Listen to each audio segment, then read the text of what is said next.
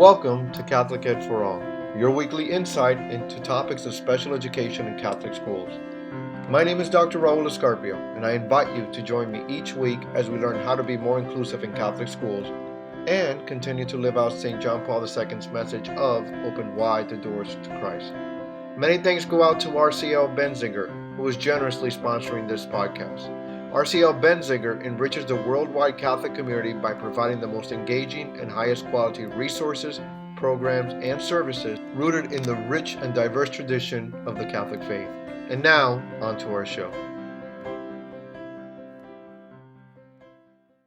On the show today, I am joined by Dr. Janna Bopp, retired Director of Special Services for Sacred Heart Cathedral School in Knoxville, Tennessee. Hello, Janna. Welcome to the show and thanks for being here. Hi, Raul. Thanks for having me. Oh, I'm so glad you can join us. Janna, can you please tell the audience a little bit about yourself? Sure. I'm a licensed psychologist in the field of school psychology, and I have been working in Catholic education for about 21 years. Wow. I always have to watch my P's and Q's around the psychologists that I talk with because I always think they're like analyzing me as I speak. So no. I mean, even if you were, I don't think you'd admit it out loud anyway. So so can you please tell the audience what you used to do at Sacred Heart Cathedral School? Yes, and I'm sure as with other people in Catholic education, my job has morphed, and I have worn many hats. I started out as a school psychologist, assessing students for disabilities, and then that has gotten morphed into working with title students, working as teacher evaluator, working with RTI, working with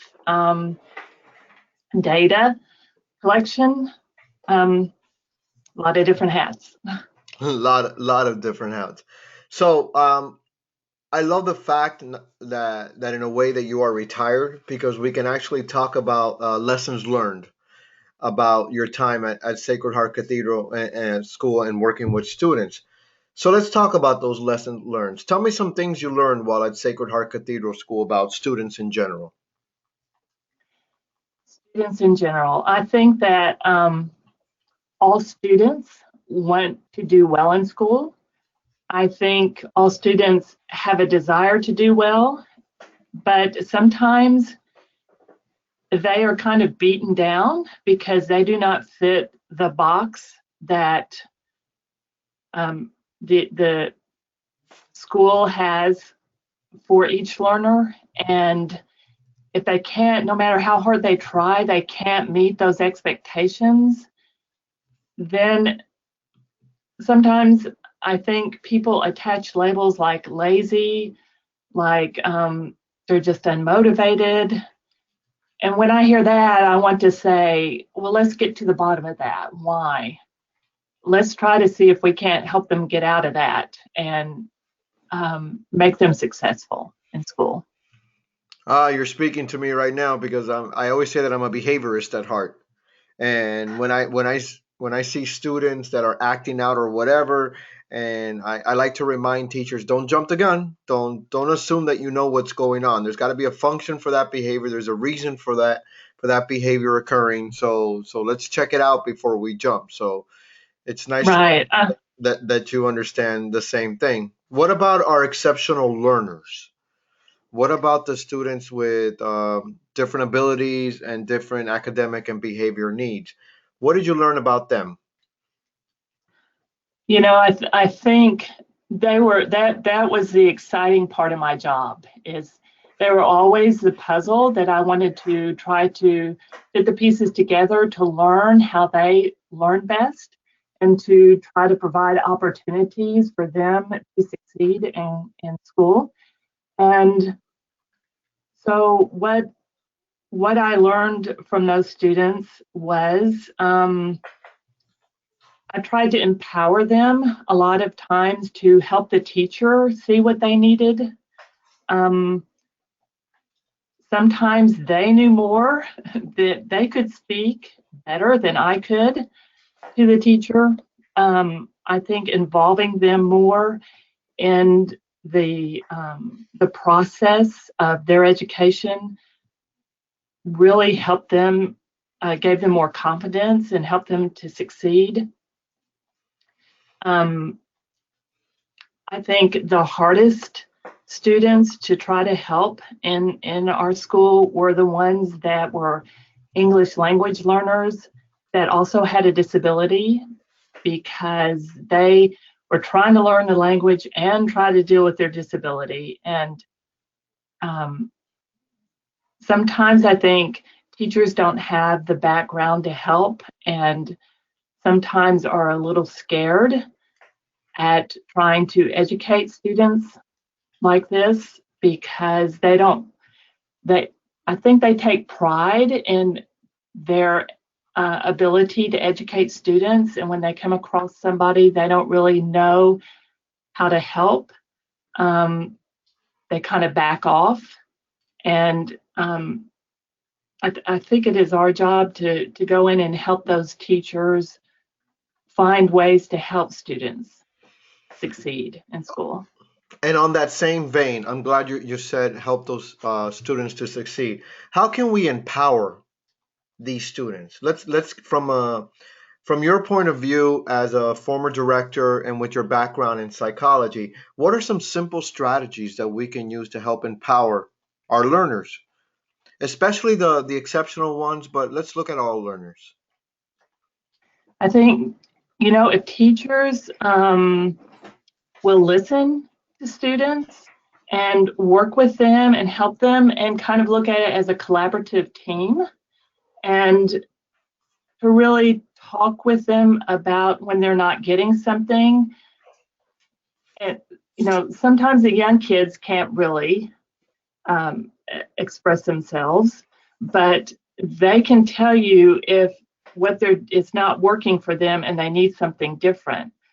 I think if teachers also go and look for evidence-based, research-based strategies and interventions, I think there's a lot of places now on the web that give evidence-based strategies and interventions to help all learners, not just learners with disabilities, but maybe learners that are having a difficult time with one area.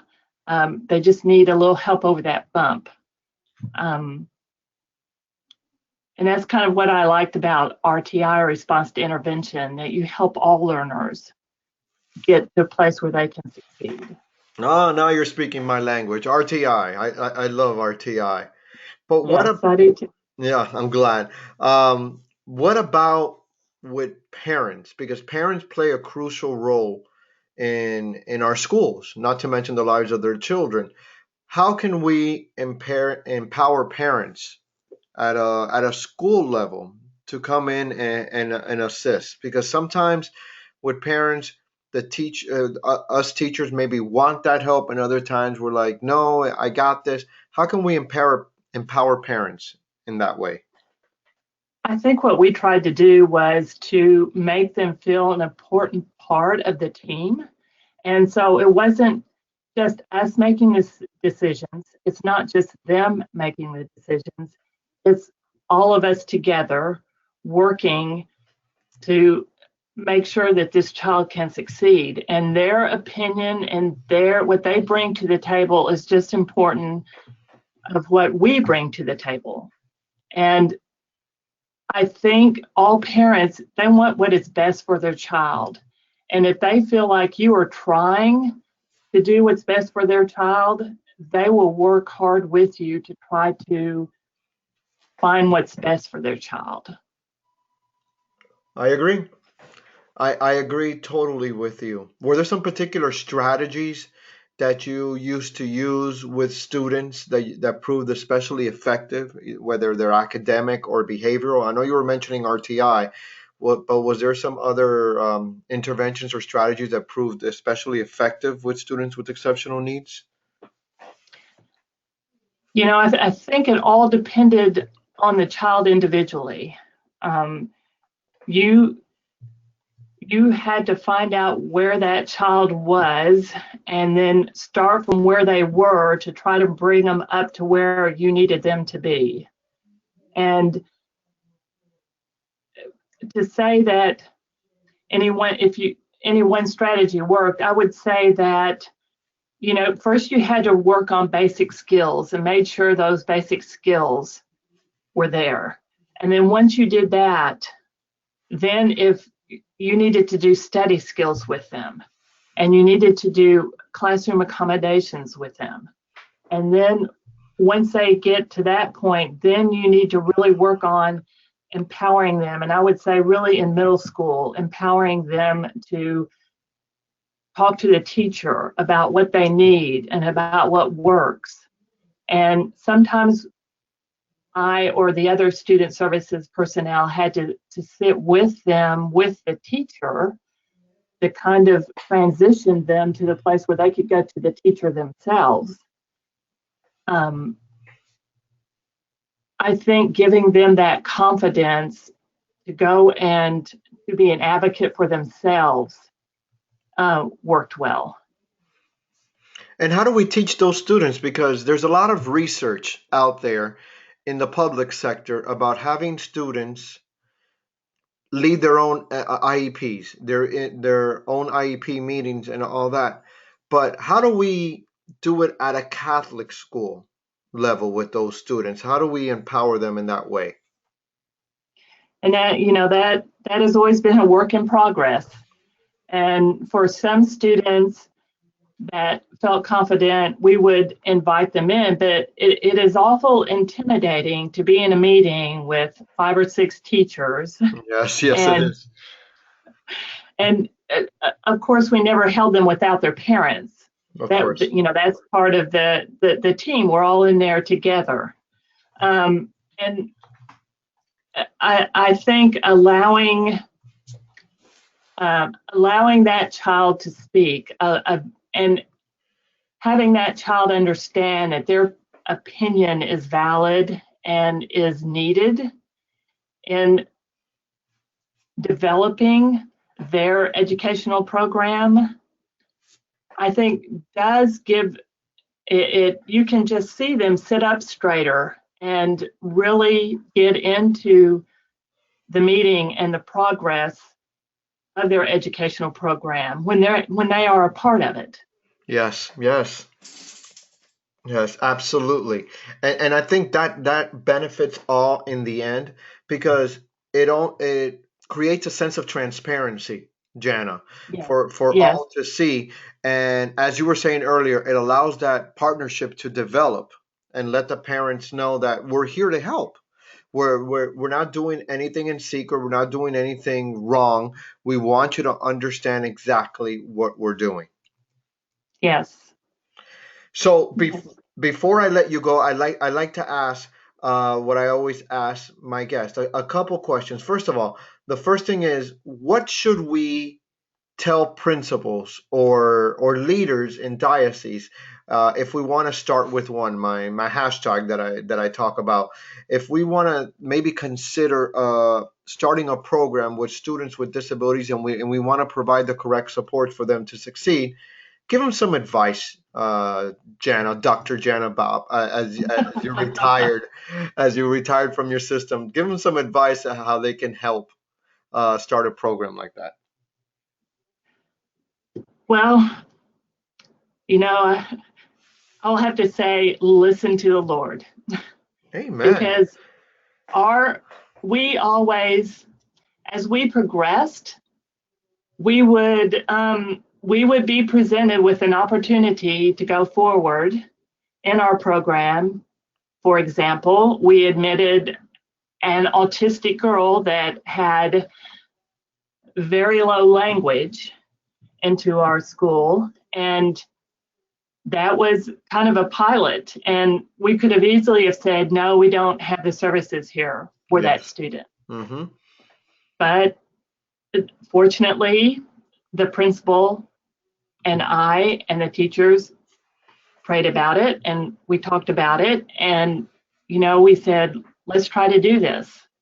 And we you don't have to have a full program in place to start. You just have the willingness to want to educate an exceptional learner, and everything else will kind of fall into place when you work together. Absolutely. And I think that if you do work together and you think outside the box and you try to figure out ways that maybe is not traditional, but other ways that will work, that will develop God's gifts and talents in this exceptional learner, I don't think you can go wrong. No, you can't. Amen. So, on that same branch or vein or whatever, what should Catholic special education look like? And we'll close with that. Well, do you want the ideal? Absolutely. Pie in the sky. The pie in the sky? It's my prayer that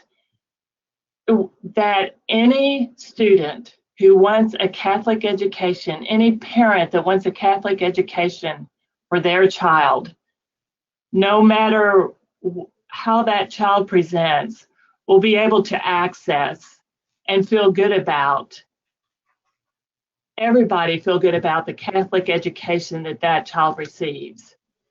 And, it may not be that it is all academic, because it isn't. It's also social and religious. And, people always say, when you accept a child, even a Down syndrome, autistic, they bless you in ways you would never imagine. And that is so true if you just try it.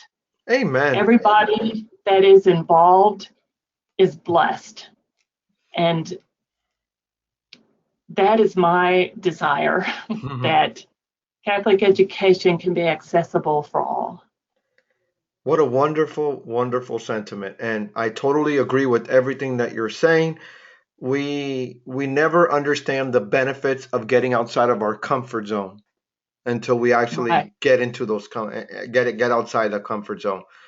So, Right. so Janna, I just thank you so much for being with us today. It has been a real blessing, and I pray that the Lord bless you with a wonderful and enjoyable retirement, stress free, and that the Lord maybe get you up a little bit and come back to those Catholic schools and offer your wealth of experience if in the right situation if He wants to. And I wish you nothing but prayers and blessings as you continue your mission. Oh, thank you so much. God bless you, and I hope you have a great day. Well, that's it for this week. If this podcast was a blessing to you, can you please head over to iTunes and subscribe and give us a review or a rating? It really does help other Catholic educators find the podcast and use it as a resource. Thanks again to the amazing people at RCL Benziger for generously sponsoring this podcast. Check out their new resource for Catholic schools, Blessed Are We, Faith in Action, which enables teachers to share the love of Christ with children who have special needs. Visit rclbenziger.com to learn more. Join me again next time as we continue to advance God's kingdom by including all of God's children in Catholic schools and faith formation. Until then, this is Dr. Raul Escarpio. Thanks for listening, and may God bless your day.